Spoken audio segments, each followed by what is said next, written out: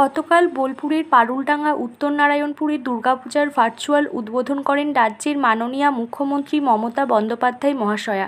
প্রযুক্তির মাধ্যমে সাধারণ মানুষের সঙ্গে যুক্ত হয়ে তিনি শুভেচ্ছা ও আশীর্বাদ বার্তা প্রদান করেন।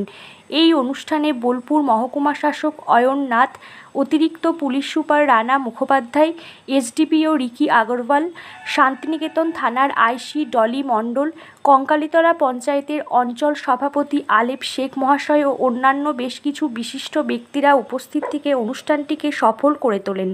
উপস্থিত অতিথিরা পুজো উপলক্ষে এলাকার মানুষের আনন্দ ভাগ করে নেন এবং শুভেচ্ছা বার্তা জ্ঞাপন করেন।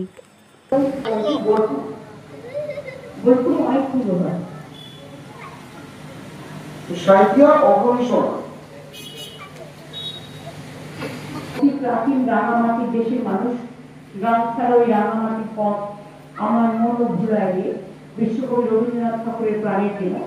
সুতরাং আপনারা সকলে ভালো করে পুজো কাটান। অনেক অনেক শুভনন্দন এবং অভিনন্দন সকলকে। আমার আইসি ভিডিও থেকে শুরু করে এসডিও